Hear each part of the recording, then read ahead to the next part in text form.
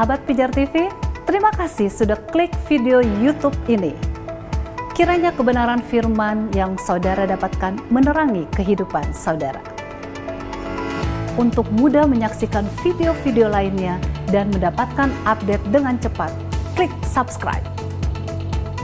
Jangan lupa, berkat Tuhan jangan disimpan sendiri. Klik tombol share di bawah dan bagikan video ini ke sebanyak-banyaknya orang yang saudara kenal. Salam terang bagi Indonesia.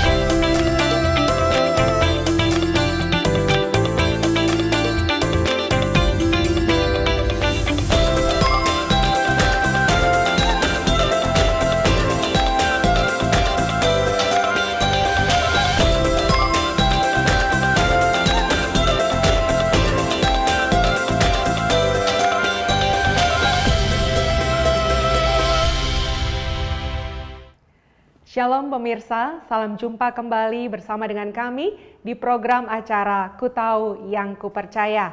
Dalam rangkaian pembahasan mengenai doa Bapa Kami, hari ini kita sampai pada kalimat janganlah membawa kami ke dalam pencobaan, tetapi lepaskanlah kami daripada yang jahat. Ada banyak pertanyaan yang juga digulirkan berkaitan dengan kalimat ini. Apakah memang Tuhan bawa kita ke pencobaan?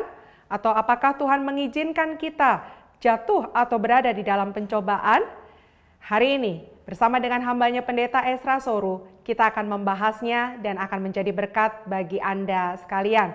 Untuk itu tetaplah setia bersama dengan kami sampai dengan berakhirnya episode ini dalam program acara Ku Tahu Yang Ku Percaya.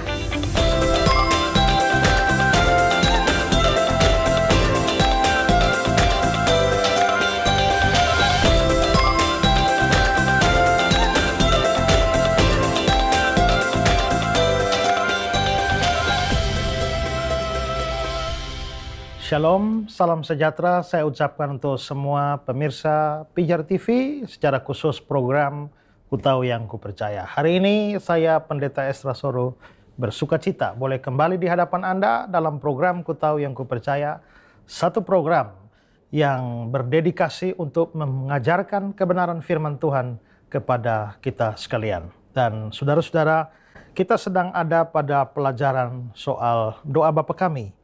Dan kalau sekiranya dalam semua pelajaran-pelajaran yang telah lewat, kalau Bapak Ibu di rumah punya pertanyaan yang ingin ditanyakan, jangan ragu, kirimkan pertanyaan, ada nomor SMS di layar kaca Anda, silakan Anda SMS pertanyaan Anda ke sana. Juga kalau punya beban doa yang ingin didukung dalam doa, tim Pijar TV pun bersedia mendukung Anda dalam doa, kirimkan pokok doa Anda ke nomor yang sama. Dan kami, kru Pijar TV, akan dengan senang hati menjawab pertanyaan Anda dan juga mendukung Anda dalam doa. Sekarang, siapkanlah hati dan pikiran konsentrasi Anda. Jangan kemana-mana untuk mengikuti pelajaran lanjutan dari doa Bapa Kami.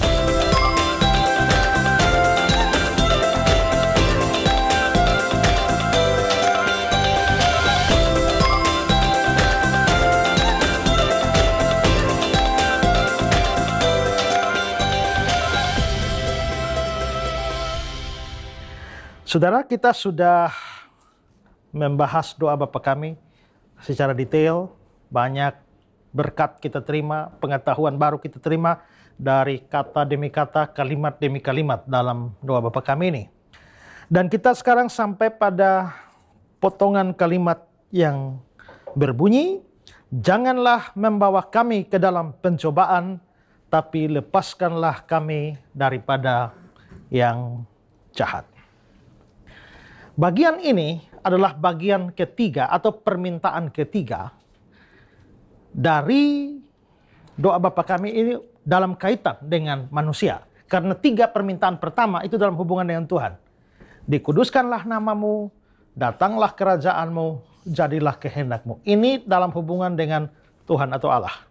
Tapi 3 permintaan setelah itu, berikanlah kami makanan hari ini, ampunilah kami akan kesalahan kami, dan sekarang janganlah membawa kami ke dalam pencobaan. Ini untuk manusia. Ini untuk Allah, ini untuk manusia. Nah, janganlah membawa kami ke dalam pencobaan, itu diletakkan setelah permintaan ampunilah kami akan kesalahan kami. Apa ada hubungan antara memohon pengampunan akan kesalahan dengan jangan membawa kami ke dalam pencobaan? Beberapa penafsir mengatakan bahwa ada kaitan erat antara yang ini, mohon ampun atas dosa, dan jangan bawa ke dalam pencobaan. Saya mau kutip kata-kata Martin Luther. Martin Luther bilang begini, dalam permohonan kelima, kita meminta kepada Allah supaya dia mengampuni kesalahan kita. Ini yang ini. Ya. Dia mengabulkan permohonan itu, mengampuni kita. Tapi iblis tidak meninggalkan kita. Dia terus mencobai kita sehingga kita jatuh lagi dalam dosa dan kesalahan. Karena itu, kita minta pada Allah supaya dia jangan murka, dan supaya ia dalam murkanya jangan menolak kita dari persekutuannya, dan memimpin kita ke dalam pencobaan-pencobaan baru. Oke, orang berdosa minta ampun ya. Tapi setan tidak kasih biarkan kita lagi, goda lagi, cobai lagi supaya jatuh. Nanti kita minta ampun lagi, setan cobai lagi. Kita minta ampun lagi, setan cobai lagi.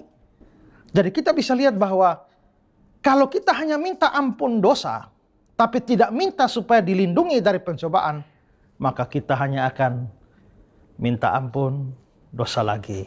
Minta ampun dosa lagi. Minta ampun dosa lagi. Karena itu bagian ini ditambahkan supaya setelah kita memohon pengampunan, kita bisa kuat menghadapi pencobaan supaya jangan terus-menerus jatuh.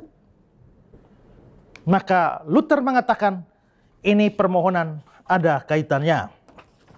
Juga pandangan yang kurang lebih sama dari Henry, dia mengatakan begini, setelah berdoa agar dosa kita dihapuskan, sudah sepantasnya lah kalau kita berdoa agar tidak pernah kembali melakukan kebodohan, supaya kita jangan tergoda lagi.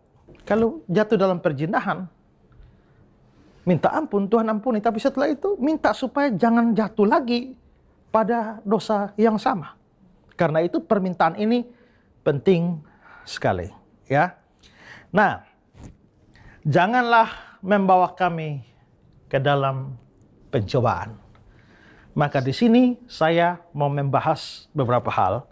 Pertama yang mau saya bahasnya adalah soal pencobaan. Ya. Alkitab mengatakan pada kita bahwa hidup manusia tidak terlepas dari yang namanya pencobaan itu.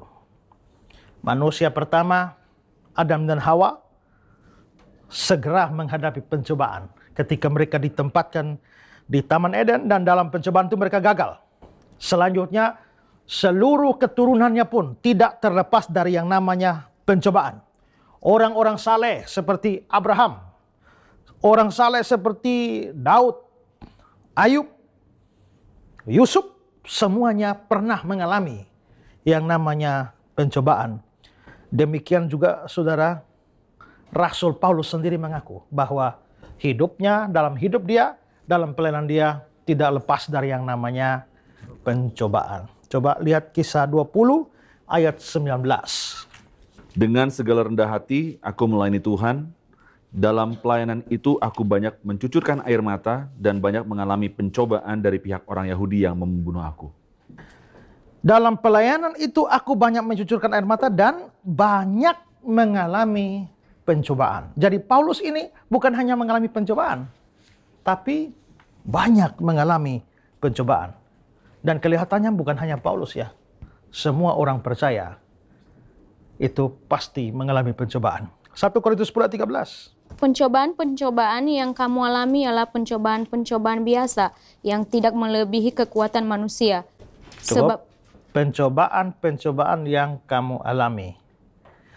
Kalau firman bilang pencobaan-pencobaan yang kamu alami, berarti dalam hidup orang percaya pasti mengalami pencobaan. Tidak bisa tanpa pencobaan. Yakobus 1 ayat 2. Saudara-saudaraku, anggaplah sebagai suatu kebahagiaan apabila kamu jatuh ke dalam berbagai-bagai pencobaan. Ya, jadi ada berbagai-bagai pencobaan. Saya tidak menjelaskan ayat ini soal apa artinya dianggap bahagia dan seterusnya, tapi saya hanya ingin menunjukkan dari ayat ini bahwa kita hidup itu ada berbagai-bagai pencobaan. Jadi Paulus mengalaminya. Tokoh-tokoh Alkitab mengalaminya. Semua orang percaya mengalaminya. Tuhan Yesus sendiri mengalami. Ya, Tuhan Yesus sendiri mengalami. Pada waktu dia habis dibaptis, baru mau masuk pelayanan, baru habis mendengar firman dari Bapaknya, inilah anakku yang kukasihi. Setan sudah siap dengan pencobaannya. Jadi Yesus sendiri mengalami pencobaan. Kita bandingkan dengan kata-kata Yesus sendiri dalam Lukas 22 ayat 28. Kamulah yang tetap tinggal bersama-sama dengan aku dalam segala pencobaan yang aku alami. Dalam segala pencobaan yang aku alami, kata Yesus. Penulis surat Ibrani juga mendeskripsikan hal yang sama tentang Yesus. Ibrani 2:15. Sebab oleh karena ia sendiri telah menderita karena pencobaan, maka ia dapat menolong mereka yang dicobai. Iya, Yesus bukan hanya dicobai, menderita karena pencobaan. Kalau saudara masih ingat episode yang saya bahas kali-kali lalu soal penderitaan Yesus, saya mengatakan banyak orang berpikir bahwa Yesus itu baru menderita waktu naik di atas kayu salib. Atau minimal waktu dicambuk. Tidak. Yesus itu mulai menderita sejak hari pertama dia hadir dalam dunia ini. Baru lahir saja sudah mau dibunuh oleh Herodes. Ya, sepanjang hidupnya dia mengalami penderitaan. Jadi penderitaannya itu sudah dimulai sejak dia hadir di dunia, makin lama makin meningkat. Terus klimaksnya disalib. Penderitaan sudah dimulai, dan salah satu hal yang menyebabkan dia mulai menderita sepanjang hidupnya ini adalah cobaan dari iblis di sini. Membuat dia sangat menderita karena pencobaan-pencobaan yang dia alami. Tapi penulis Ibrani mengatakan bahwa karena dia pernah menderita pencobaan, maka dia dapat menolong mereka yang dicobai. Kita bersyukur ya, Allahnya agama lain tidak pernah jadi manusia. Tapi Allah kita menjadi manusia dalam Yesus Kristus. Kenapa? Kalau Allah tetap tinggal di surga, kita bisa protes banyak. Ngomong enak, tinggal di surga. Ya, kalau kita lapar, dia bilang, sabarlah, kita curi, sabarlah. Sabar apa kamu di surga? Nggak tahu apa-apa, nggak tahu ngerti orang lapar. Tapi dia lapar, pernah lapar. Ya kan? Kalau kita sedih, ya, dia bilang jangan sedih, kita bisa protes. Di surga mana tahu sedih. Tapi dia pernah hadir di dunia dan mengalami kesedihan. Capek? Pernah. Ngantuk? Pernah. Lapar? Pernah. Sedih? Pernah. Dikhianati orang-orang yang dia kasih? Pernah juga. Dia mengalami semuanya.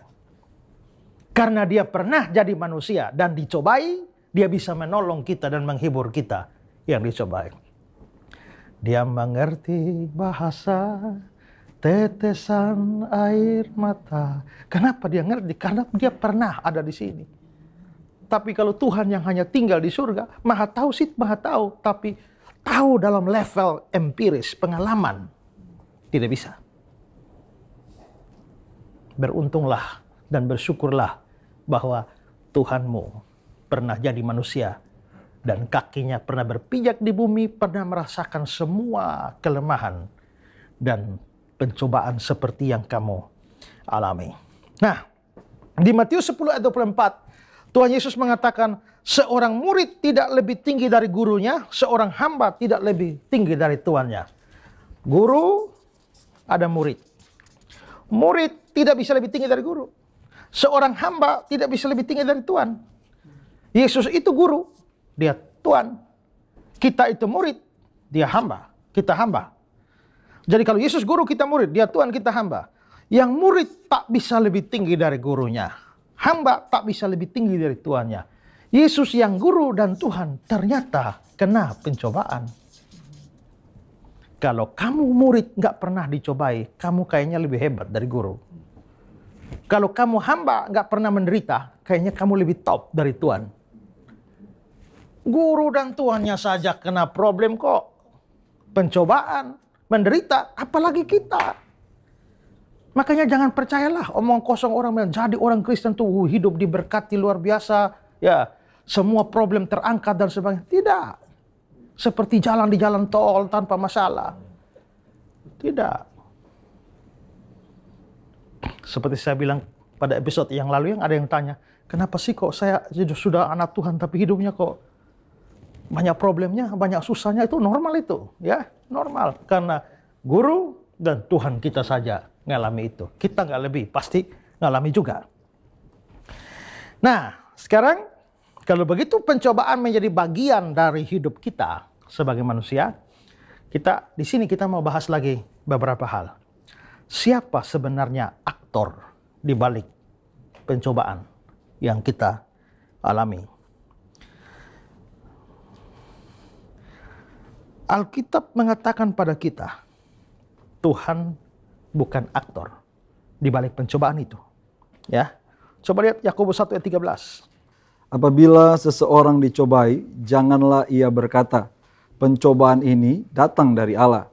Sebab Allah tidak dapat dicobai oleh yang jahat, dan ia sendiri tidak mencobai siapapun. Allah tidak mencobai siapapun. Berarti aktor di balik pencobaan yang kita alami bukan Tuhan. Itu bukan Allah. Lalu siapa? Iblis. Yang mencobai Adam dan Hawa, iblis. Yang mencobai Yesus di padang gurun, iblis. Yang mencobai Yudas untuk jual Yesus, iblis juga. Makanya iblis sering disebut sebagai si penggoda. Ya. 1 Tesalonika 3 ayat 5. Itulah sebabnya, maka aku, karena tidak dapat tahan lagi, telah mengirim dia, supaya aku tahu tentang imanmu. Karena aku khawatir kalau kamu telah dicobai oleh si penggoda, dan kalau usaha kami menjadi sia-sia. Kalau kamu telah dicobai oleh si penggoda, berarti iblis itu disebut si penggoda. Kalau saudara suka menggoda orang, ya, itu kaki tangannya iblis itu, ya. Jadi yang mencobai manusia ini iblis. Tapi kalau memang yang mencobai manusia ini iblis, ngapain atau kenapa kita berdoa kepada Tuhan, janganlah membawa kami ke dalam pencobaan. Seolah-olah Tuhan yang membawa, ya. Seolah-olah yang membawa kita ke pencobaan itu Tuhan. Makanya kita minta Tuhan, jangan bawa saya lah ke pencobaan. Janganlah bawa kami ke dalam pencobaan. Padahal Tuhan gak ada urusan dengan pencobaan yang kita alami. Itu iblis di situ. Nah, salah satu hal yang perlu kita sadar, yang seperti berulang kali saya ajarkan adalah di dalam memahami Alkitab atau menafsirkan Alkitab, jangan menafsir satu ayat dan mengabaikan ayat yang lain. Mau mempelajari satu topik, lihat seluruh ayat tentang topik itu dan ditafsirkan secara bersama-sama. Nah, kalau kita melihat jelas ada ayat eksplisit tadi mengatakan Allah tidak mencobai siapapun. Karena itu bagaimanapun juga kita tidak, ayatnya bagaimanapun tidak boleh ditafsirkan bahwa Allah mencobai. Itu bertentangan dengan pernyataan eksplisit. Semua yang implisit harus ditafsirkan berdasarkan terang yang eksplisit itu. Ya. Dengan demikian, kata-kata janganlah membawa kami ke dalam pencobaan tidak boleh diartikan bahwa Allah lah atau Tuhan lah atau Bapa di surga lah yang membawa kita ke dalam pencobaan. Terus maksudnya apa? Saya sudah singgung pada beberapa episode yang lalu bahwa ada gaya berpikir paralelisme di dalam alam pikiran orang Ibrani. Di mana apa yang muncul di dalam kalimat yang pertama diberi penjelasan lebih lanjut di dalam kalimat yang kedua. Atau kalimat kedua itu memberikan penegasan yang mempunyai makna yang kurang lebih sama dengan kalimat pertama. Tuhan adalah gembalaku. Itu diberi penjelasan lanjutan, takkan kekurangan aku. Berarti apa artinya Tuhan Allah Gembalaku? Artinya aku takkan kekurangan. Itu sama dengan muncul juga dalam doa Bapa kami. Dikuduskanlah namamu. Apa artinya dikuduskan namamu? Artinya adalah kerajaanmu datang. Datanglah kerajaanmu. Gaya berpikir yang sama muncul di sini. Janganlah membawa kami ke dalam pencobaan. Apa artinya? Artinya lepaskanlah kami daripada yang jahat. Jadi doa, janganlah membawa kami ke dalam pencobaan. Itu artinya apa? Artinya Tuhan, tolonglah lepaskan kami daripada yang jahat. Tuhan tidak bawa kita pada yang jahat. Tapi iblis akan bawa kita pada yang jahat. Tapi Tuhan, lepaskanlah kami daripada yang jahat. Itulah artinya jangan membawa kami ke dalam pencobaan. Ini gaya berpikir paralelnya Ibrani. Dengan demikian, doa tersebut hanyalah doa yang berisi permohonan agar Tuhan mau melepaskan kita atau meluputkan kita atau menolong kita dari setiap serangan setan atau iblis, si penggoda itu yang datang pada kita.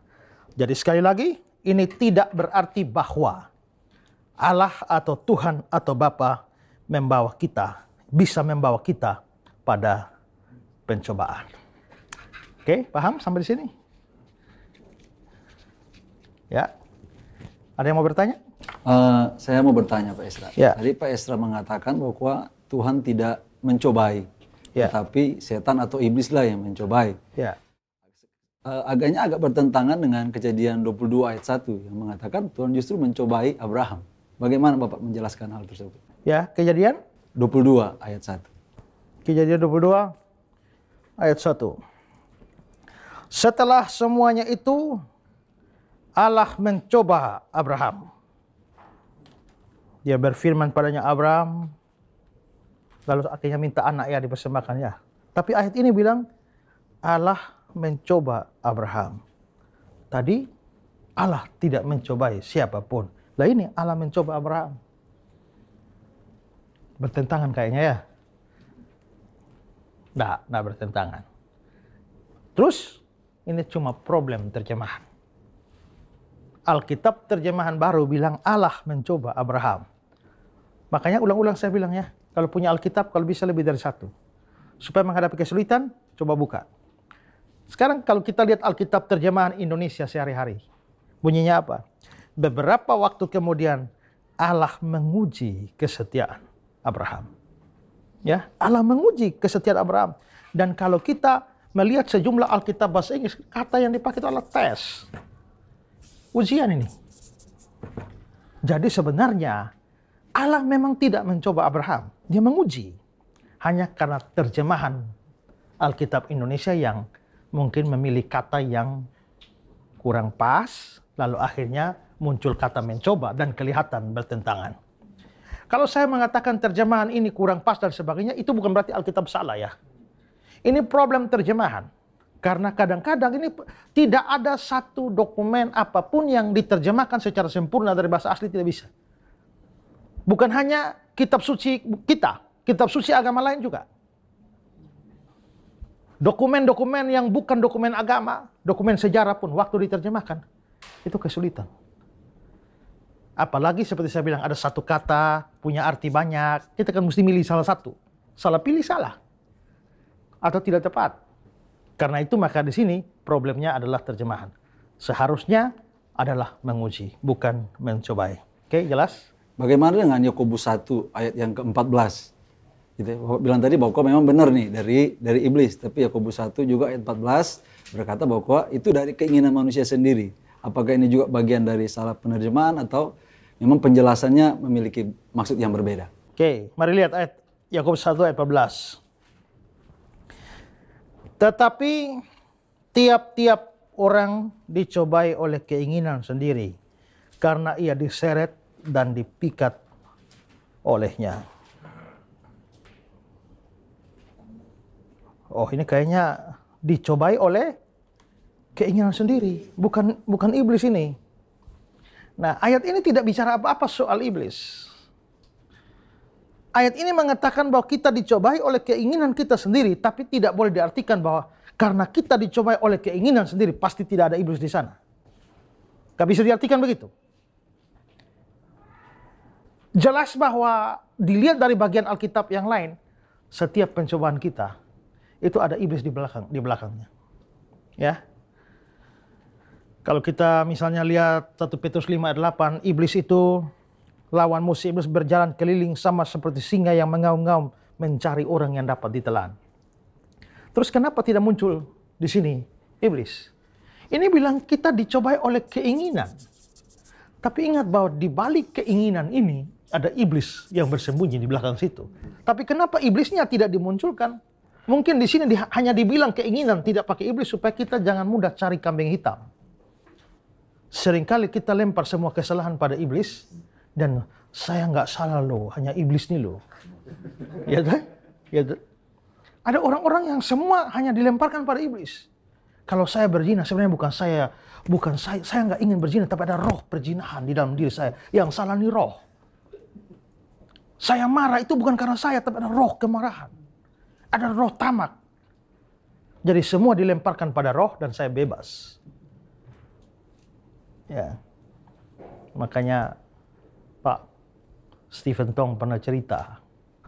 Ini hanya cerita-cerita saja. Satu hari Tuhan Allah berjalan-jalan di taman dan mendengar ada suara tangisan yang memilukan hati. Tuhan Allah mencari-cari dan temukan ternyata iblis sedang nangis di bawah pohon. Lalu Tuhan Allah mendekat dan tanya, iblis, ada apa iblis? Ya, kok kamu sedih sekali? Ya, sedih sekali Tuhan.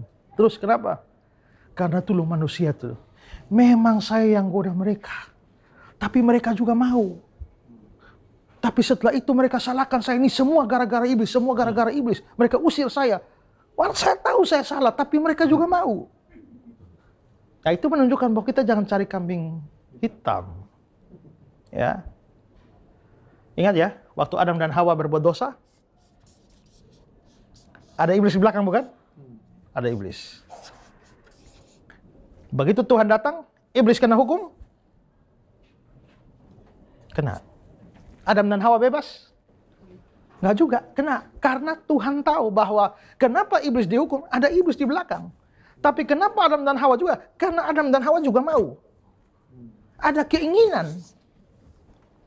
Jadi, kalau Yakobus bilang, kita dicobai oleh keinginan, bukan berarti tanpa iblis di belakang. Iblis sembunyi di belakang. Ingat bahwa iblis itu jarang menampakkan diri. Biasa muncul dalam rupa-rupa yang lain. Contohnya, Kejadian 3. Kisah kejatuhan manusia dalam dosa. Ayo, Adam dan Hawa digoda oleh ular. Baca di situ ular. Nama iblis tidak pernah muncul satu kali pun di situ. Yang muncul cuma ular.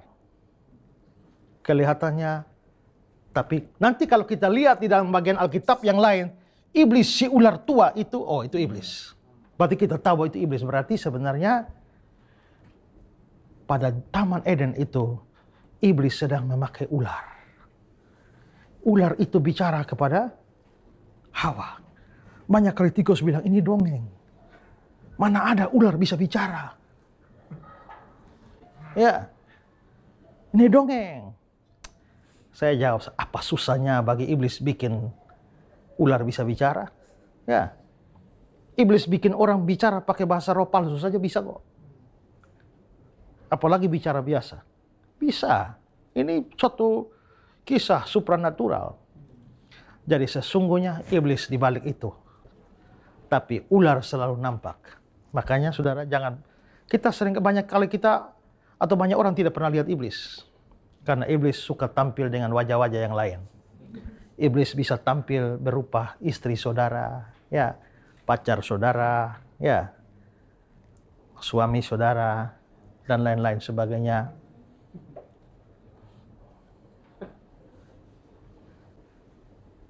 Jarang orang lihat kuntilanak.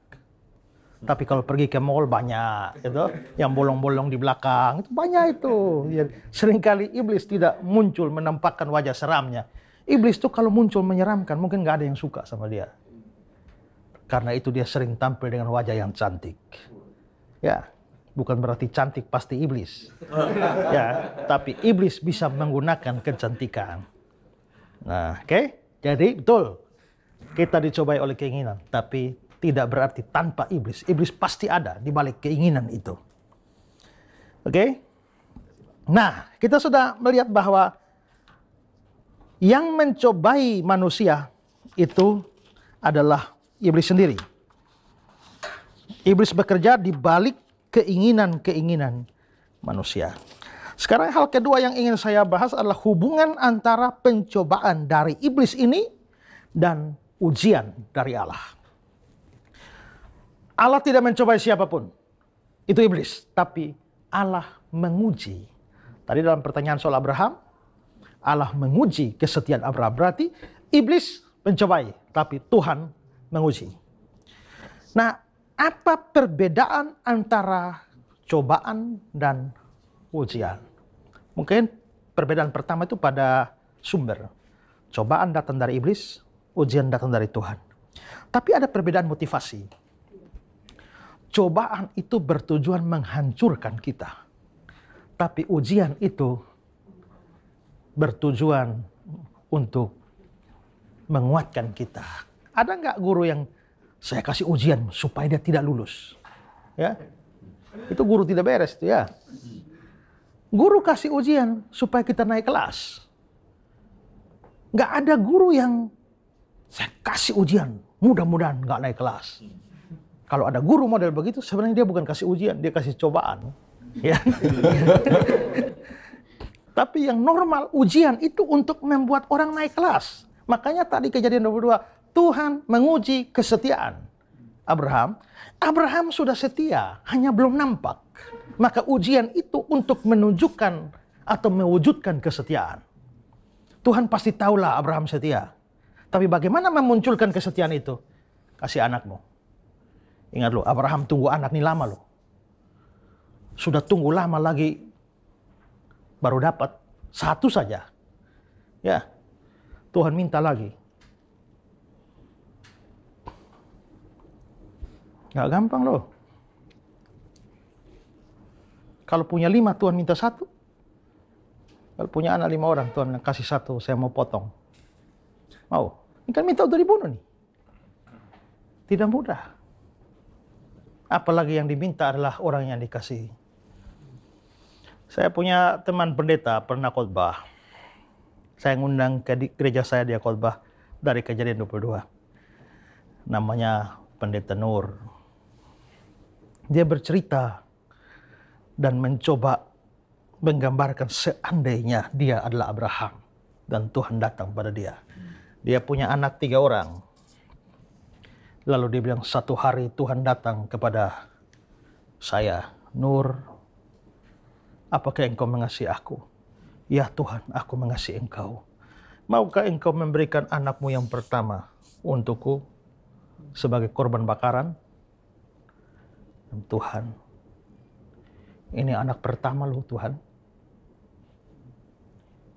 Setelah saya menikah sekian tahun belum dapat.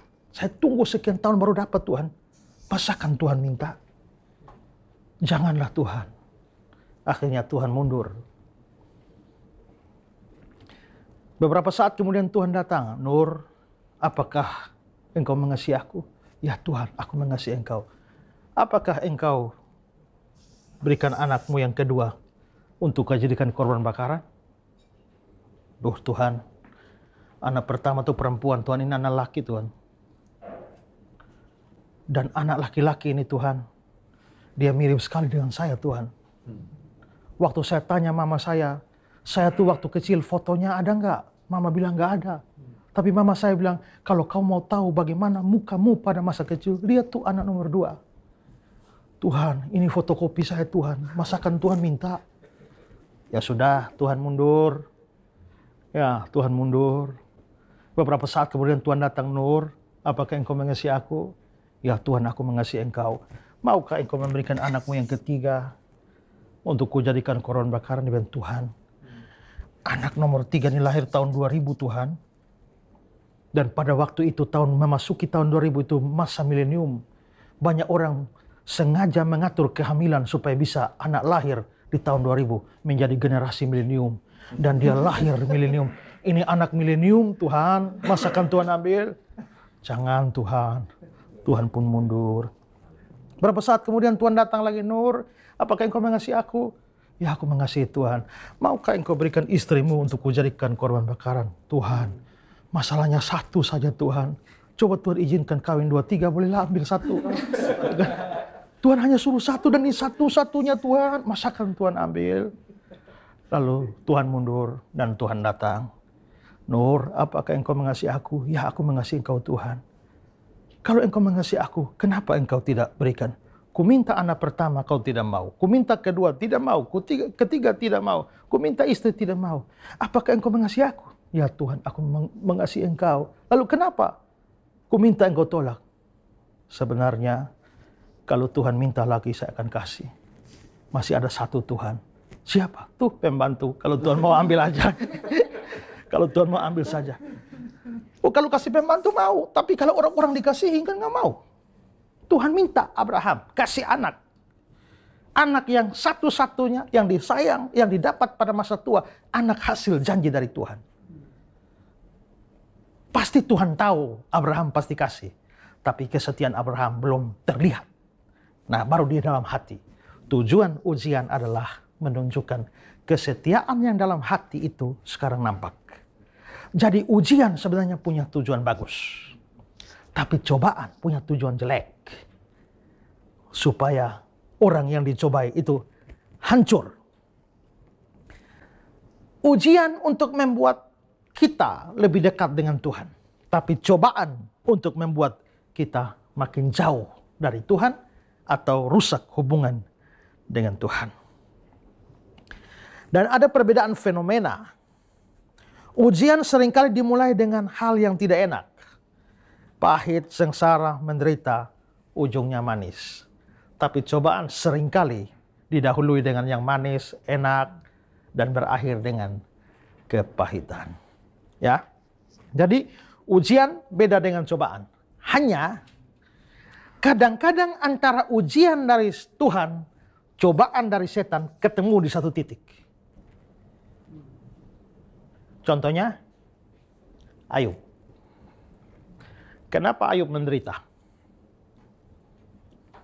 Menurut Alkitab, kitab Ayub, setan yang mula-mula datang kan, menghadap Tuhan. Memang saja dia setia, coba kasih penderitaan, pasti dia akan menyangkal. Tuhan setuju. Maka di situ kita bisa lihat bahwa Ayub menderita di satu sisi karena serangan setan. Tapi Tuhan izinkan. Mengapa Tuhan izinkan? Karena Tuhan mau memakai cobaan setan sekaligus menjadi ujian dari dia untuk Ayub. Maka di situ antara cobaan dari setan dan ujian dari Tuhan ketemu di satu titik. Maka penderitaan Ayub adalah pencobaan setan sekaligus ujian Tuhan. Sakitnya Ayub adalah cobaan setan sekaligus ujian Tuhan. Duka citanya Ayub sekaligus cobaan setan sekaligus ujian dari Tuhan. Ketemu di satu titik. Ya. Pendeta Stephen Tong bilang, ketika Tuhan sedang menguji saudara, saat yang sama setan sedang menggunakan kesulitan yang saudara alami untuk mencobai saudara. Dengan ini kita mengerti bahwa ujian dan cobaan bisa terjadi pada peristiwa yang sama. Ini bukan berarti Tuhan dan setan bersekongkol untuk bikin Ayub menderita. Bukan. Tapi masing-masing punya kepentingan. Setan mau supaya dengan penderitaan Ayub, imannya hancur. Tapi Tuhan mau supaya dengan penderitaan Ayub, iman kesetiaannya menonjol. Jadi tetap biarpun bertemu satu titik, tapi tujuan dengan ujian dan pencobaan tetap berbeda. Nah, bahwa ujian dan pencobaan bisa bertemu satu titik dan pencobaan dari setan bisa dijadikan ujian oleh Tuhan, itu nampak dalam satu ayat, Yakobus 1 ayat yang ke-12. Berbahagialah orang yang bertahan dalam pencobaan. Pencobaan ya, ini bicara pencobaan. Terus? Sebab apabila ia sudah tahan uji. Sebab apabila ia sudah tahan uji. Perhatikan ayat ini.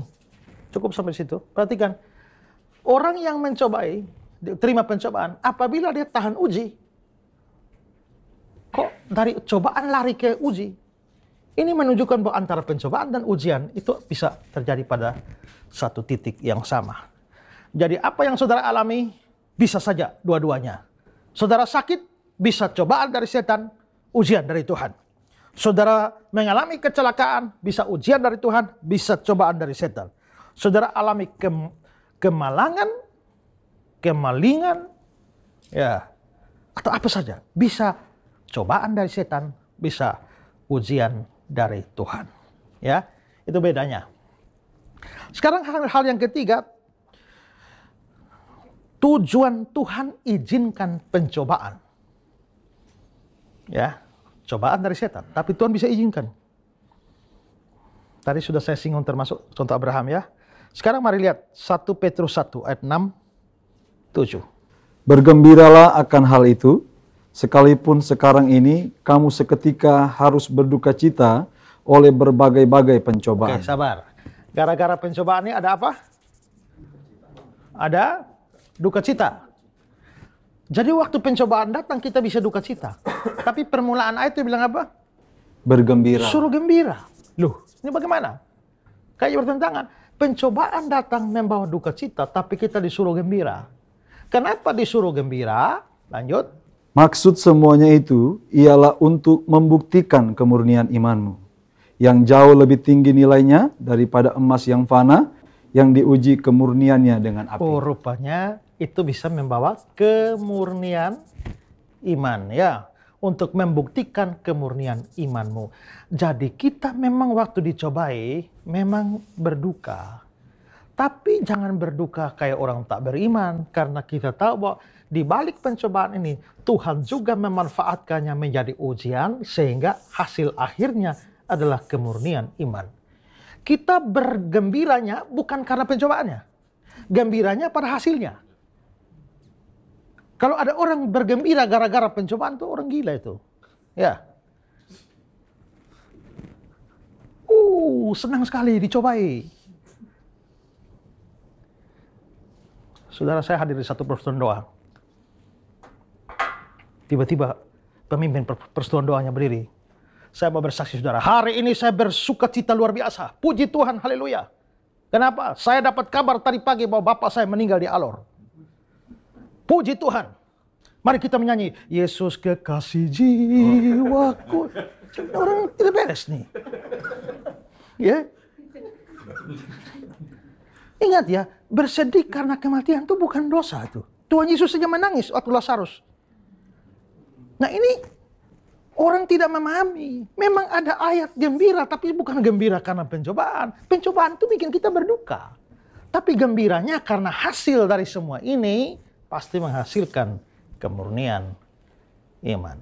Ya, pemirsa jangan aneh-aneh dan jangan ikut ajaran aneh-aneh seperti itu. Ya, nah itu tujuannya. Dengan kata lain, di balik pencobaan yang setan berikan, Tuhan tetap bekerja.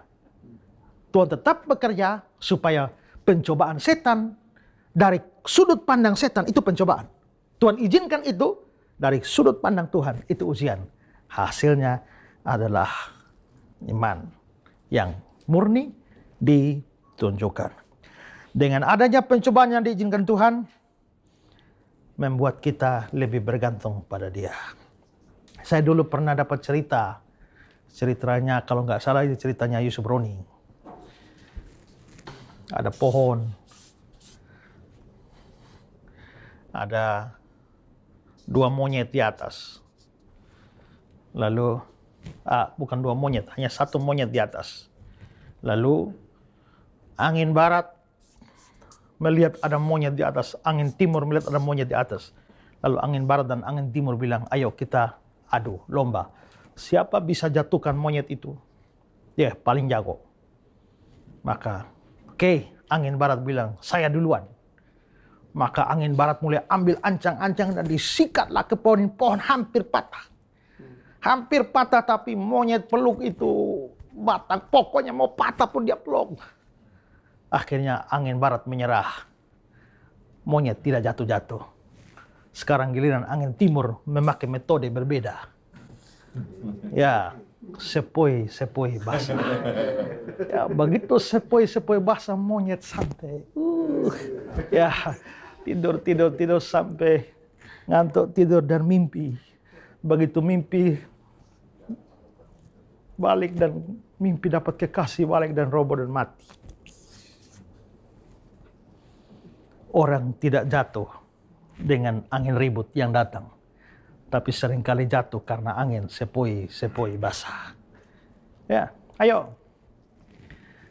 Saya pernah nyetir mobil jalan tol lurus dan saya sempat tertidur beberapa detik gitu.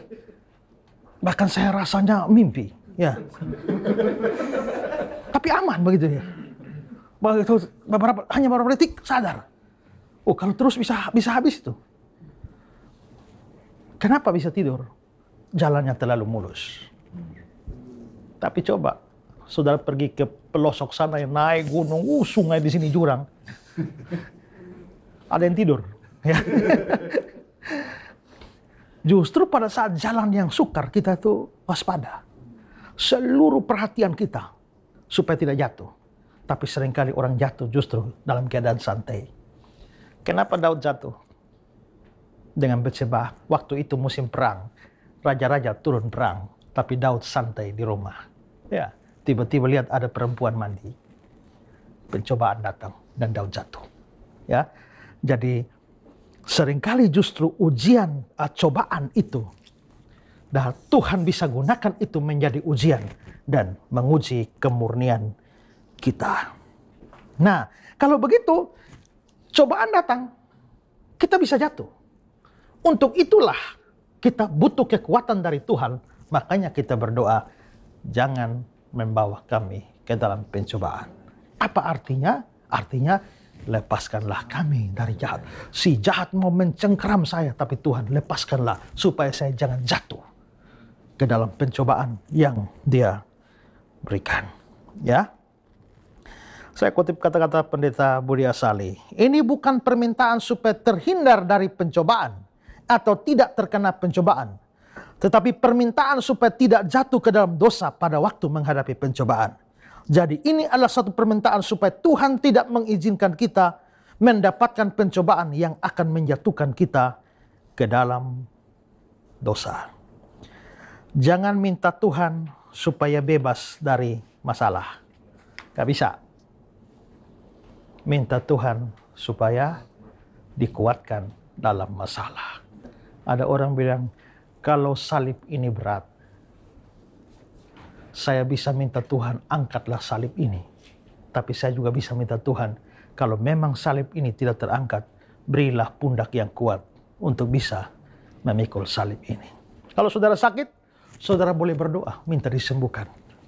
Tapi saudara juga perlu berdoa supaya minta dikuatkan, kalaupun tidak sembuh. Adalah mujizat bahwa saudara sembuh setelah menderita sakit. Tapi adalah mujizat orang masih iman tetap kuat walaupun tidak sembuh. Ya, adalah mujizat kalau saudara berkat Tuhan kalau dapat semua berlimpah-limpah. Tapi adalah mujizat bahwa orang bisa bersukacita di tengah-tengah kekurangan. Sekalipun pohon ara tidak berbuah, pohon anggur tidak berbunga. Hasil pohon zaitun mengecewakan, kambing domba terhalau dari kurungan. Tapi, namun aku akan bersorak-sorai. Ini iman dewasa. Iman dewasa itu adalah keadaan buruk, tapi aku tetap bersorak-sorai. Kalau saudara hanya bersorak-sorak saja waktu semua, pohon anggur berbuah, pohon ara semua, kambing domba semua aman, baru bersuka cita, aman, biasalah. Ya. Tapi kalau semua buruk dan bisa bersuka cita, itu mujizat tuh, luar biasa. Ya. Nah, saudara-saudara, kita sudah lihat tentang pencobaan. Dan saya akan mau membicarakan hal yang lebih dalam lagi, bagaimana kita bisa menang atas pencobaan. Tapi sebelum itu, saudara pemirsa di rumah, kalau saudara memang punya pertanyaan, kami beri kesempatan. Ada nomor di layar kaca Anda, silakan Anda kirimkan SMS ke sana. Juga, kalau punya pokok doa, Anda boleh bagikan di sana. Dan kami dari kru Pijar TV akan dengan senang hati mendukung Anda dalam doa-doa kami. Baik saudara, sekarang kita sudah bicara soal pencobaan. Sekarang kita bicara soal menang atas pencobaan. Saudara ingat ya bahwa kita dicobai oleh setan. Untuk menang atas setan, untuk menang atas pencobaan berarti kita harus menang atas serangan setan. Nah, mari kita coba simak dulu 1 Petrus 5 ayat 8. Sadarlah dan berjaga-jagalah, lawanmu si iblis berjalan keliling sama seperti singa yang mengaum-ngaum dan mencari orang yang dapat ditelannya. Lawanmu si iblis berjalan keliling. Jadi ingat, nggak ada iblis nganggur ya. Ya, jalan keliling. Sama seperti singa yang mengaum-ngaum. Kenapa disebut singa? Ini menunjukkan keganasannya. Mengaum-ngaum, mencari orang yang dapat ditelannya. Dosen saya dulu waktu sekolah teologi, dia bilang, ayat ini bukan menunjukkan bahwa setan bisa menelan siapa saja. Tapi setan sedang mencari orang-orang yang berpotensi ditelan. Nah, ini menunjukkan bahwa, waduh, lawan kita ini berat ini. Saya menulis sebuah buku, judulnya Kita Sedang Berperang. Kita sedang berperang, itu menunjukkan bahwa hidup orang Kristen sebenarnya adalah peperangan. Ya, coba baca Efesus 6 ayat yang ke-12. Karena perjuangan kita bukanlah melawan darah dan daging, tetapi melawan pemerintah-pemerintah, melawan penguasa-penguasa, melawan penghulu-penghulu dunia yang gelap ini, melawan roh-roh jahat di udara. Ini perjuangan kita. Sejak kapan dimulai? Sejak saudara jadi Kristen, saudara hidup dalam peperangan. Kapan perangnya selesai? Kalau sudah mati. Jadi ini perang yang panjang. Perangnya melawan apa? Penguasa-penguasa, pemerintah-pemerintah, roh-roh jahat di udara. Ya, jadi peperangan kita adalah lawan setan. Iblis itu musuh kita. Itu lagu sekolah minggu. Tapi anehnya banyak sekarang orang bukan menjadikan iblis musuh, tapi sesama pendeta jadi musuh. Ya, ya, sesama hamba Tuhan jadi musuh. Gereja saingan jadi musuh. Ya. Kalau orang seperti itu sudah kena tipunya setan. Kenapa? Karena setan sengaja mengalihkan kita untuk kita mengalihkan sasaran kita. Musuh itu sesama kita. Padahal musuh sebenarnya dia. Nah, pada waktu saya menulis buku itu, kita sedang perang. Nah, untuk menang atas perang, mesti tahu kekuatan lawan. Ya, kalau saya nonton sepak bola, mau final itu biasanya pelatihnya pergi dulu amati ya taktik lawan, melihat kelebihannya, kekurangannya, dianalisa. Nah, kita mesti kenal lawan. Dan lawan kita siapa? Setan atau iblis. Saya mau berikan beberapa deskripsi tentang iblis, lawan kita ini. Pertama, jumlahnya banyak.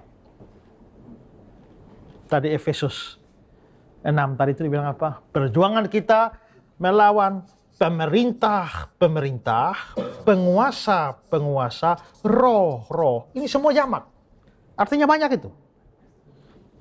Setan itu banyaknya berapa banyak? Setan ini ex-malaikat. Ex-malaikat, jadi kita mari cari tahu dulu jumlah malaikat berapa banyak. Ya. Banyak itu. Ayat-ayat Alkitab bilang ada malaikat itu beribu-ribu.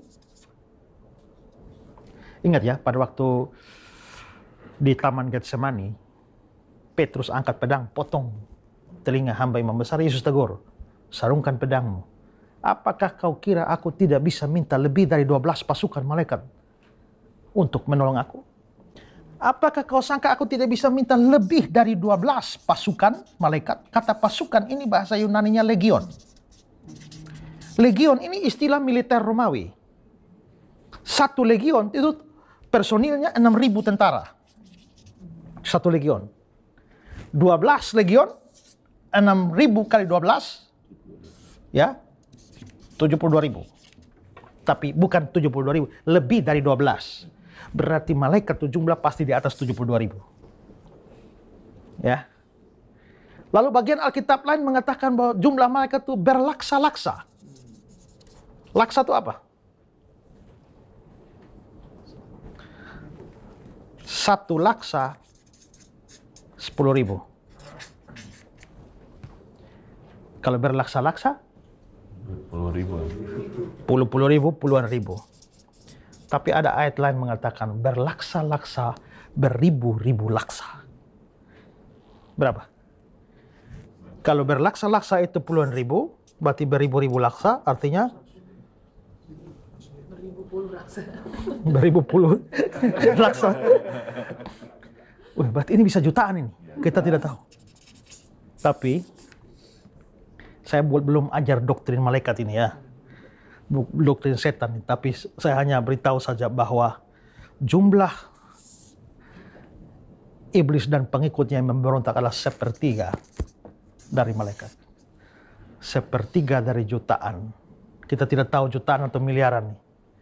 Tidak bertambah, tidak berkurang itu malaikat ya. Karena malaikat tidak kawin, jadi tidak punya anak. Maka tidak bertambah jumlahnya. Makanya gambar malaikat itu jangan ada gambar malaikat anak-anak itu loh. Kayak bayi-bayi itu loh ya.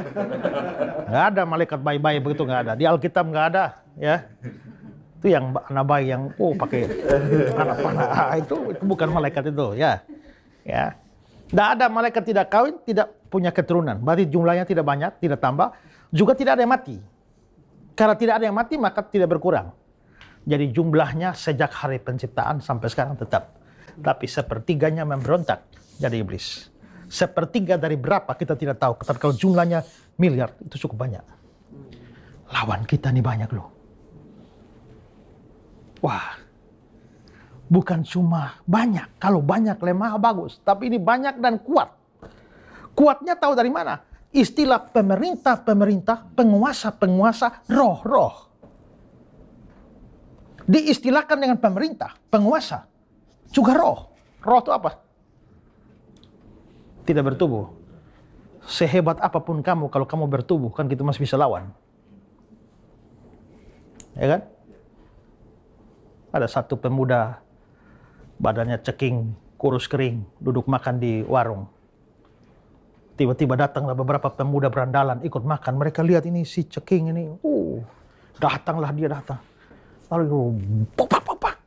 Ini tinju dari Amerika. Kecap keluar. Ini pemuda bangun. Lalu langsung diangkat. Tak.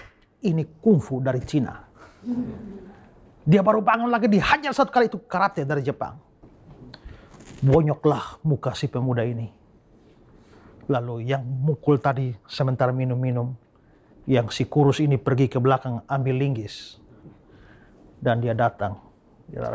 Tak, satu kali jatuh dan dia bilang, kasih bangun. Tidak bangun. Kalau bangun kasih tahu dia, itu linggis dari gudang. Ya. Besar bagaimanapun juga masih bisa dilawan, asal kelihatan. Tapi lawan kita nih roh, nggak kelihatan. Ya. Nggak kelihatan. Lawan ini sukar ini. Coba lihat Yohanes 12 ayat 31. Sekarang berlangsung penghakiman atas dunia ini. Sekarang juga penguasa dunia ini akan dilemparkan keluar. Iblis disebut penguasa dunia ini. Lihat Efesus 2 ayat 2. Kamu hidup di dalamnya karena kamu mengikuti jalan dunia ini. Karena kamu mentaati penguasa kerajaan angkasa. Dia disebut penguasa kerajaan angkasa. Waduh, ini lawan berat ini. Ya. Bukan main-main ini. Sudah jumlah banyak, kuat lagi. Kayak penguasa. Juga disebut roh-roh jahat. Jahat lagi. Kalau banyaknya tapi baik atau nggak terlalu jahat, nggak apa-apa. Ini jahat lagi nih. Ya. Dia disebut si jahat. Sudah begitu bukan cuma jahat. Coba lihat Efesus 6 ayat 11. Kenakanlah seluruh perlengkapan senjata Allah supaya kamu dapat bertahan melawan tipu muslihat iblis. Melawan? Tipu muslihat iblis. Tipu muslihat. Waduh, ini sudah banyak, kuat, jahat, cerdik lagi. Tipu muslihat. Dia pintar nih. Termasuk pintar firman Tuhan. Hafal ayat. Bukan hanya pintar hafal ayat. Pintar pelintir ayat. Ya. Coba mari kita bandingkan, kita lihat bagaimana dia pelintir ayat. Ya. Waktu Tuhan menempatkan Adam dan Hawa di Taman Eden, waktu itu Hawa belum ada. Firman datang pada Adam. Coba lihat Kejadian 2 ayat 16-17. Lalu Tuhan Allah memberi perintah ini kepada manusia. Semua pohon dalam taman ini boleh kau makan buahnya dengan bebas. Tetapi pohon pengetahuan tentang yang baik dan yang jahat itu, janganlah kau makan buahnya, sebab pada hari engkau memakannya, pastilah engkau mati. Tuhan bilang apa? Janganlah. Semua pohon dalam taman ini boleh kau makan. Apa? Ulang. Semua pohon dalam taman ini boleh kau makan buahnya dengan bebas. Oke, cukup. Semua pohon dalam taman ini boleh kau makan. Ayo hafal. Semua pohon dalam taman ini boleh kau makan. Ulang. Semua pohon dalam taman ini boleh kau makan. Ulang. Semua pohon dalam taman ini boleh kau makan. Setan datang, Kejadian 3:1. Adapun ular ialah yang paling cerdik dari segala binatang di darat yang dijadikan oleh Tuhan Allah. Ular itu berkata kepada perempuan itu, tentulah Allah berfirman. Tentulah Allah berfirman. Berarti dia ngutip dari Kejadian 2. Ya. Bilang apa? Semua pohon dalam taman ini jangan kamu makan buahnya, Oke, bukan? ulang. Dia bilang apa? Semua pohon dalam taman ini Jangan kamu makan. aslinya Boleh. kalimat yang sama, yang lain sama. Semua pohon sama, semua pohon dalam taman ini sama, dalam taman ini. Ya, kamu makan sama, kamu makan. Tapi dia ubah satu kata. Dari boleh menjadi jangan. Hanya rubah satu kata, dosa masuk dalam dunia. Ini lawan kita ini, pintar ini. Makanya kalau saudara tidak kuat dalam firman, mudah dihancurkan. Ya. Nah, karena itu saudara-saudara, maka di sini kita mempunyai lawan yang kuat. Jelas bahwa setan punya kemampuan di atas kita, karena itu tidak boleh ada yang anggap remeh setan. Jangan anggap remeh. Tapi kalaupun kita tidak anggap remeh, juga tidak boleh takut. Ya, tidak boleh takut setan. Jangan anggap remeh, tapi jangan takut. Oke? Pak, Ya. tanya.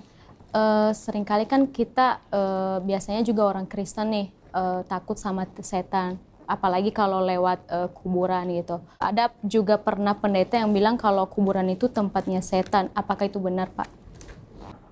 Kayaknya tuh pendeta ditipu setan. Ya, kalau kuburan itu tempat setan, setan tuh kerjanya apa? Mencobai. Mencobai siapa? Mencobai manusia yang bagaimana? Yang hidup. Ya. Kalau setan tinggalnya di kuburan, setan kurang kerjaan itu. Ya. Dia tidak ada urusan dengan orang-orang mati di situ. Karena dicobai bagaimanapun juga orang mati nggak akan tercobai. Maka setan justru harus mencari di mana ada orang hidup. Supaya bisa dicobai. Makanya kalau bilang bahwa kuburan itu tempatnya setan-setan, salah tuh. Setan tuh ada di mana-mana. Dan 1 Petrus 5:8 kita lihat tadi, setannya berkeliling. Kalau dia hanya tinggal di kuburan mungkin lagi istirahat. Ya, tapi setan tidak pernah istirahat. Ya. Nah karena itu adalah salah kalau kita takut lewat kuburan karena takut setan. Apa yang kita takutkan? Orang mati nggak bisa bikin apa-apa. Saya ada ambil anak satu dari kampung, tinggal di rumah. Ya, saya kasih sekolah. Ya. Lalu malam-malam saya dengar dia bilang, hi, ada apa? Rupanya ada orang mati di sana. Jauh sekali loh. Tapi dia membayangkan. Karena dia membayangkan, hi. Saya panggil dia, injili dia, kasih pengertian. Ya. Nah, orang mati sudah tidak bikin apa-apa lagi. Tapi rohnya nggak di situ. Sudah ke surga, sudah ke neraka. Yang kemungkinan ada adalah roh setan. Tapi kalau setan tinggal di kuburan, itu setan nganggur. Setan itu ada di mana-mana, termasuk di dalam gereja. Menurut saya dibandingkan kuburan dan gereja, lebih banyak di gereja loh. Karena di dalam gereja dia punya peluang untuk mencobai lebih besar daripada di kuburan. Mungkin dia di kuburan sekali-sekali lah pada waktu orang melayat. Ya, supaya apa? Atau orang bersiarah. Mungkin supaya dia menggoda supaya mau berdoa pada orang mati. Atau berdoa untuk orang mati. Tapi kalau menetap di sana, tidak. Jadi, tidak perlu takut setan. Asal kita sungguh-sungguh punya Yesus. Ya. Pak, satu pertanyaan lagi, Pak. Ya. Biasanya kan ada orang yang berdoa pakai minyak urapan ya, Pak ya. Apakah dengan memakai minyak urapan ini kuasa doa kita lebih berkuasa gitu, Pak? Dan apa sih fungsi dari minyak urapan ini yang sebenarnya, Pak? Mohon penjelasannya, Pak. Banyak juga bilang minyak urapan bisa dipakai untuk usir setan. Kalau setan datang disiram minyak urapan, terbakar panas dia. Minyak urapan. Ini sebenarnya untuk apa sih? Ingat ya, saya sudah ajarkan. Jangan ikuti siapapun kalau tidak berdasar Alkitab. Bahkan kalau saya sendiri ngajar saudara tidak pakai Alkitab, tidak usah dengarkan saya. Ya, harus back to the Bible karena itu adalah dasar iman kita. Sekarang mari kita lihat ke apa yang Alkitab katakan soal minyak urapan. Kita ke Alkitab. Mari lihat Keluaran 30. Haruslah kau buat semuanya itu menjadi minyak urapan yang kudus, suatu campuran rempah-rempah yang Jadi dicampur. pelan-pelan ya.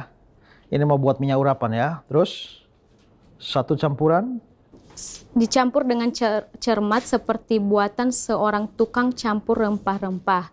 Itulah yang harus menjadi minyak urapan yang kudus. Yang ke-26-nya, haruslah engkau mengurapi dengan itu kemah pertemuan dan tabut Oke, sabar. Harus pakai minyak urapan untuk apa? Mengurapi kemah pertemuan.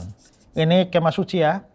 Terus meja dengan segala perkakasnya, tambah dengan perkakas-perkakas di dalam. Terus kandil dengan perkakasnya, dan mesbah pembakaran ukupan. semua kemah dengan isi dalamnya. Terus Mesbah korban bakaran dengan segala perkakasnya, bejana pembasuhan dengan alasnya, haruslah kau kuduskan semuanya, sehingga menjadi maha kudus.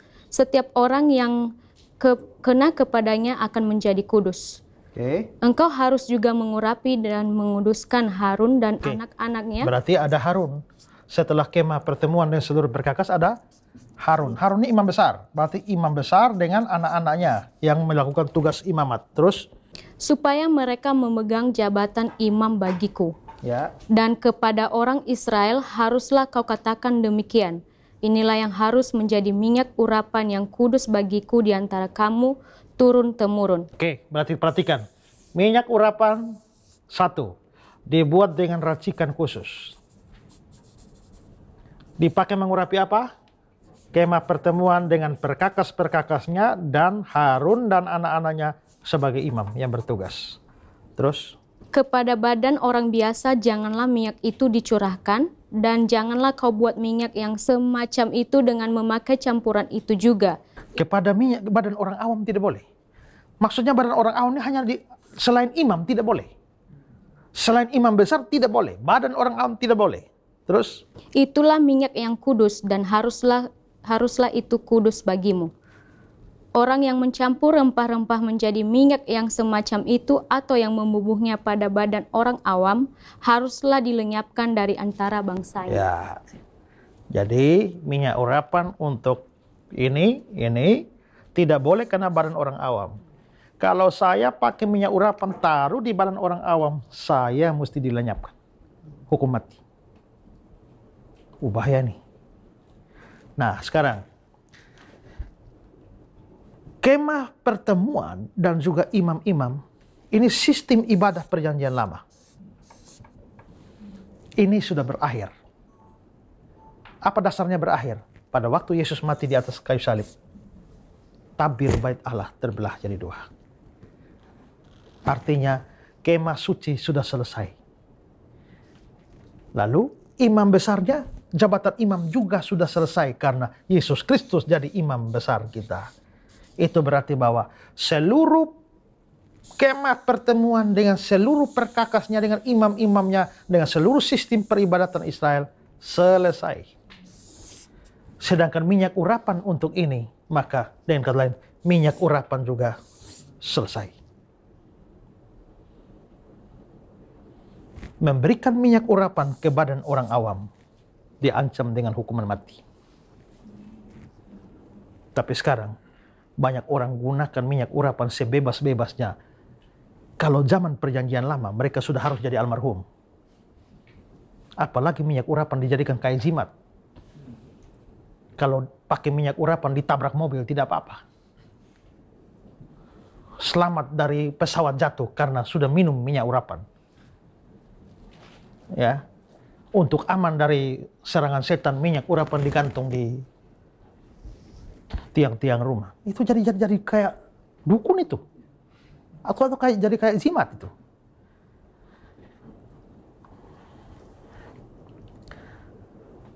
Nggak ada untuk orang sakit di sini ya, pakai minyak urapan. Tapi banyak orang bilang, oh tapi Pak bagaimana Yakobus 5 ayat 14? Coba baca, Yakobus 5 ayat 14. Kalau ada seorang di antara kamu yang sakit, baiklah ia memanggil para penatua jemaat, supaya mereka mendoakan dia serta mengolesnya dengan minyak dalam nama Tuhan. Jadi ada orang sakit, oles minyak kan? Waktu saya bicara soal mengkritik soal penggunaan minyak urapan, mereka bilang, oh, Pak itu bagaimana Yakobus 5 ayat 14? Pertama, Yakobus 5 ayat 14 tidak bilang itu minyak urapan, hanya bilang minyak. Kedua, kalau begitu apakah sekarang kalau orang sakit kita perlu kasih minyak? Kita mesti tahu fungsi minyak pada zaman itu kenapa sampai disebut didoakan pakai minyak. Minyak pada zaman itu fungsinya obat. Pada waktu orang Samaria yang murah hati menemui orang yang dirampok itu kan hampir mati tuh. Lalu dia angkat, dia kasih apa? Coba Matius 10 ayat 34. Ia pergi kepadanya lalu membalut luka-lukanya. Jadi orang Samaria ini membalut luka-luka orang yang dirampok itu. Terus? Sesudah ia menyiraminya dengan minyak dan anggur. Siram dengan minyak dan anggur. Kenapa? Minyak dan anggur waktu itu obat. Jadi ini minyak obat. Jadi bukan hanya kita pergi ke pasar ambil minyak lalu pergi bawa untuk orang sakit. Nggak ada efek apa-apa. Kalau mau bawa minyak ya bawa minyak angin, ya. Bawa apa lagi? Minyak telon. Boleh, karena minyaknya yang berfungsi sebagai obat. Ya, minyak tawon. Tapi kalau bawa minyak goreng, nggak cocok itu. Minyak ini disebut minyak karena obat. Ya, apalagi minyak tanah. Ya. Nanti cepat jadi tanah itu. Nah, terus kalau memang itu minyak obat, terus kenapa harus penatua harus pergi? Siapa yang sakit mesti kasih tahu penatua supaya penatua bawa minyak obat. Kan begini, rata-rata jemaat waktu itu miskin-miskin. Satu jemaat tidak bisa beli obat, jadi satu jemaat satu obat. Penatuanya yang pegang. Jadi kalau saya penatua, ini minyak obat milik jemaat. Kalau jemaat sana sakit, panggil saya doakan, taruh minyak obat. Besok itu sakit lagi, panggil saya lagi. Pergi gitu. Kalau sekarang, sudah bisa beli obat sendiri? Sudah, nggak perlu panggil saya. Kedua, kan ada banyak obat kalau sakit kepala, kan banyak obat kan? Nggak perlu minyak. Pergi sendiri ke apotek. Ya, cari Mixagrip, Decolgen, Sanaflu, beli sendiri. Nggak usah panggil pendeta, kan sudah bisa beli. Maka dengan kata lain, ayat itu mau katakan, kalau sakit, lakukan dua hal. Doa, kedua, minum obat. Jangan fanatik bahwa minum obat tuh, nggak boleh lah, kita mengandalkan Tuhan saja. Saya pernah sakit kepala di jalan. Mampir di teman, ada obat sakit kepala, maaf kami hanya mengandalkan Tuhan saja. Oh begitu, permisi. Saya kubur orang kira-kira 3 orang yang menurut saya dari kacamata manusia mestinya belum mati. Karena apa? Begitu sakit, didoakan orang dilarang pergi ke dokter. Hanya andalkan Tuhan.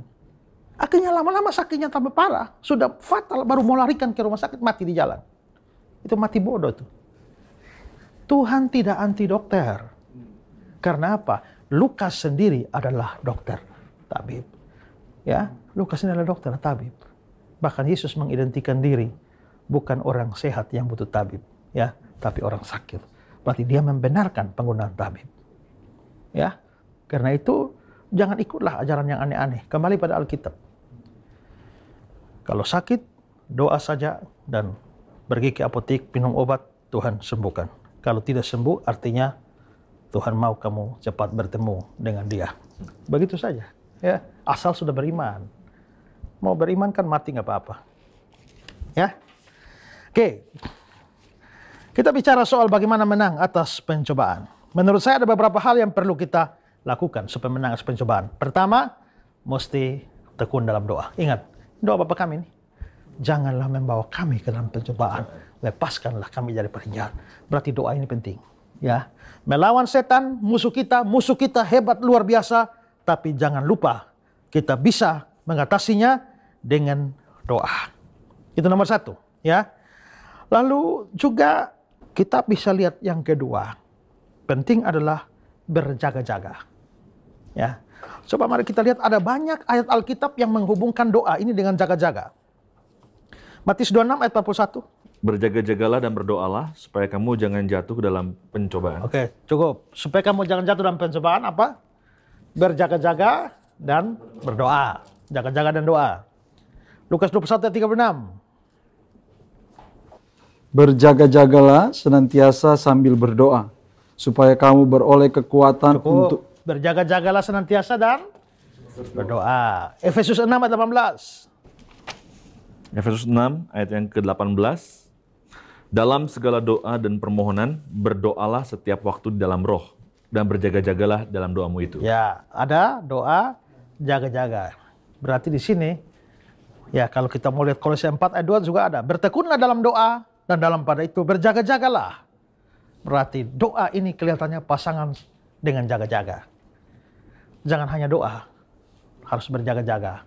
Jangan hanya berjaga-jaga, tapi doa. Jaga-jaga itu apa? Waspada, hati-hati. Iblis licik, ingat musuh kita licik. Doa dan jaga-jaga. Waktu saya dulu kuliah di kampus teologi, biasa hari Jumat sebelum turun pelayanan tuh makan siangnya tuh disediakan menu yang bagus, ayam goreng. Itu menjadi menu favorit waktu itu. Kami bagi meja, ya ini berapa?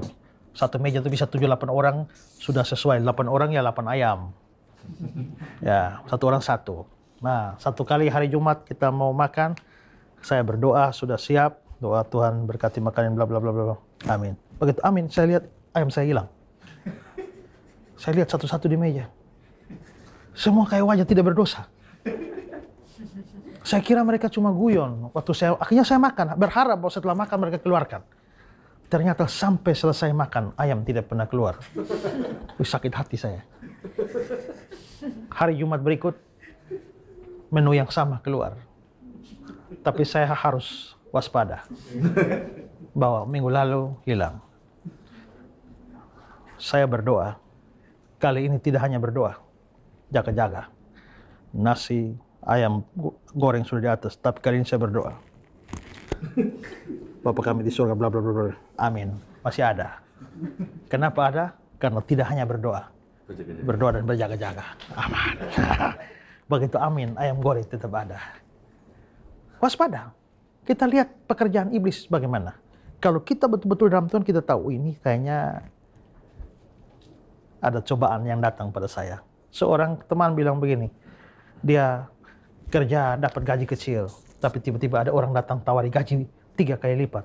Tapi hari Minggu juga ikut kerja lo ya. Dia sadar, oh tidak, ini kayaknya cobaan nih. Saya harus kebaktian, tapi ini ditawari gaji tinggi, tapi hari Minggu kerja terus. Gak bisa pelayanan, gak bisa kebaktian. Dia sadar, ini kayaknya taktik setan ini. Tidak, tolak.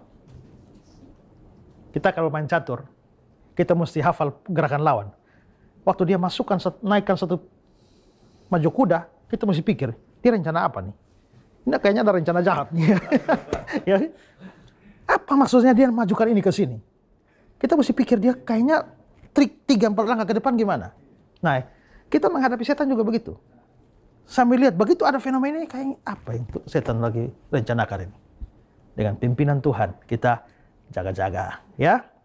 Setelah doa, jaga-jaga, lalu apa? Firman Tuhan. Hidup dalam firman. Ingat, setan coba Yesus pertama apa? Ubahlah batu-batu ini jadi roti. Setan tidak pakai ayat. Tapi Yesus jawab dia pakai ayat. Sebab ada tertulis, manusia hidup tidak dari roti saja, tapi dari firman yang keluar dari mulut Allah. Begitu Tuhan Yesus pakai firman, setan juga bilang, sebab ada tertulis mengenai engkau. Setan juga imbangi dengan ayat. Tapi Yesus jawab juga dengan ayat. Sebab ada tertulis pula, jangan engkau mencobai Tuhan Allahmu. Itu perang ayat. Dan setan takluk. Ingat, dalam kasus ayat tadi ya, setan bisa pelintir ayat satu saja. Kalau kita tidak kuat di dalam firman, kita gampang sekali dihancurkan atau ditipu oleh iblis. Jadi ada 3 cara menang atas pencobaan. Apa? Doa, berjaga-jaga, hidup dalam firman, atau belajar firman Tuhan. 3 ini, bahwa 3 ini benar, itu terangkum di dalam satu ayat, satu bagian ayat. Mari coba lihat Efesus 6, ayat 12-13. Karena perjuangan kita bukanlah melawan darah dan daging, tetapi melawan pemerintah-pemerintah, melawan penguasa-penguasa, melawan penghulu-penghulu dunia yang gelap ini, melawan roh-roh jahat di udara. Jadi ini perang kita ya, ini lawan kita ya. Terus bagaimana caranya kita menang? Ayat 13. Sebab itu, ambillah seluruh perlengkapan senjata Allah, supaya kamu dapat mengadakan perlawanan pada hari yang jahat itu dan tetap berdiri, sesudah kamu menyelesaikan segala sesuatu. Jadi harus mengadakan perlawanan. Ambil senjata. Senjatanya apa? Coba ayat 17.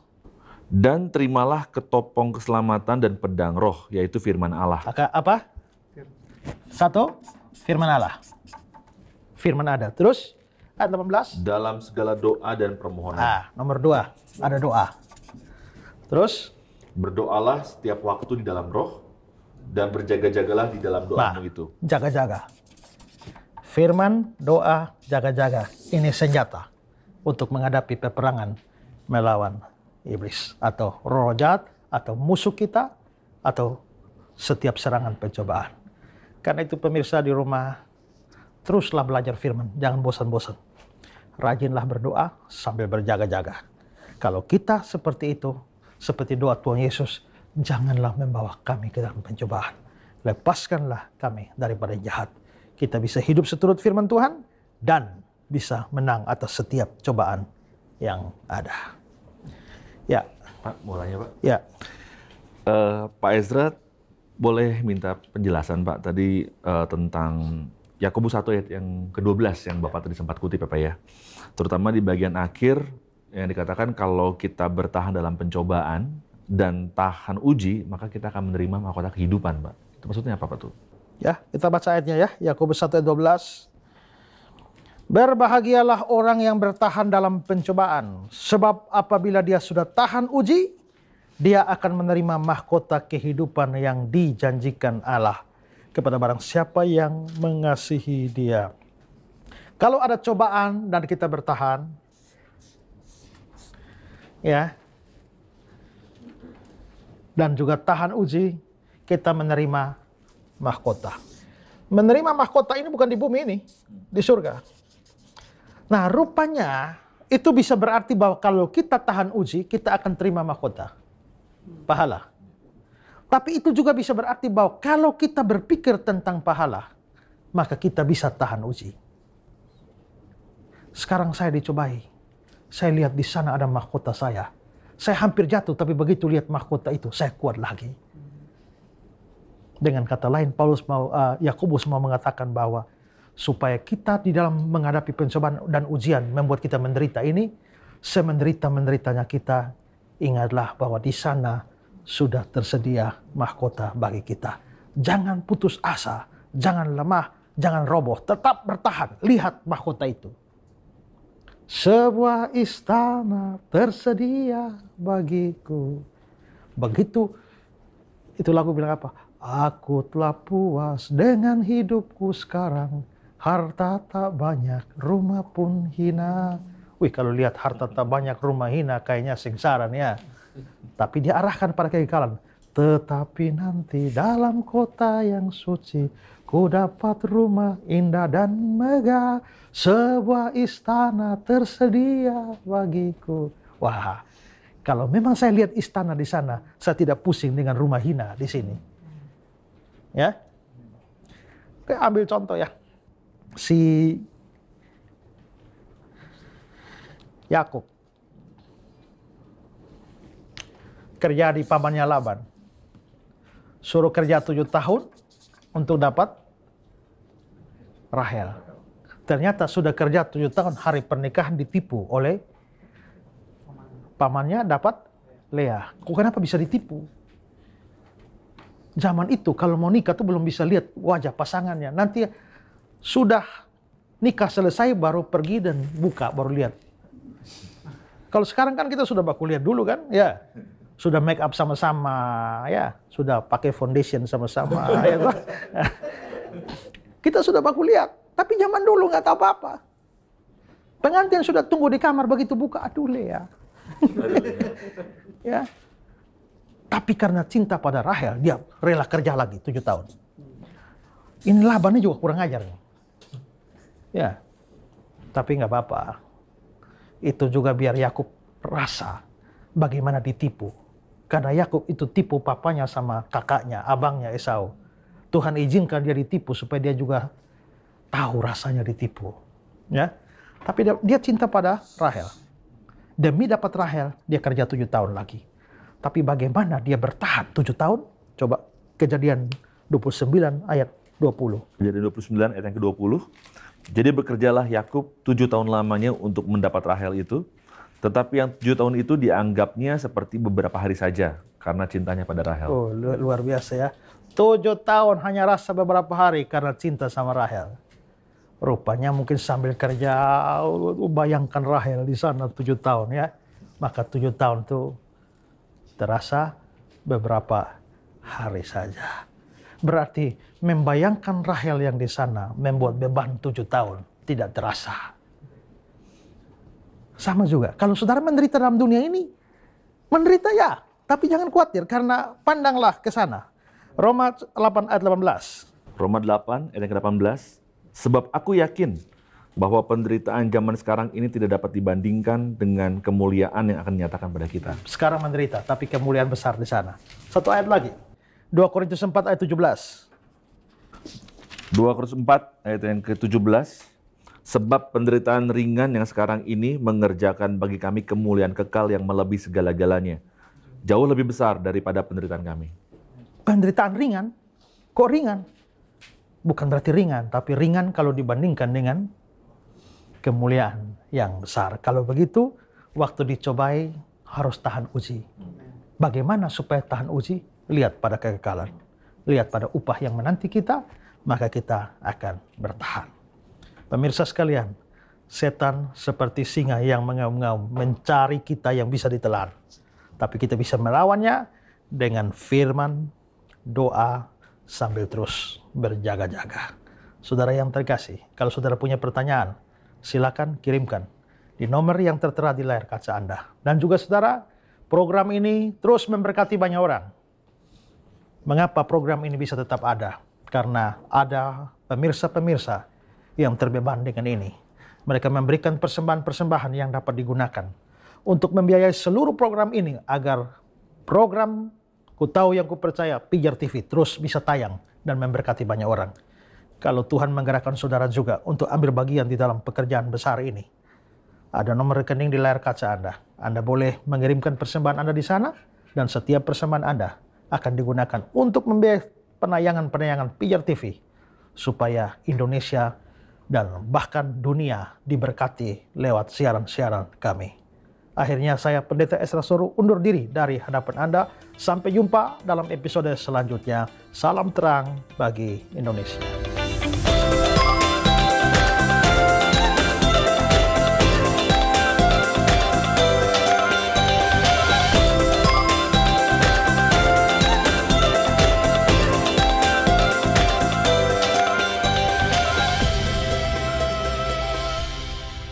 Pemirsa Pijar TV yang diberkati Tuhan, saya percaya Anda sudah diberkati oleh pembahasan yang disampaikan oleh hambanya.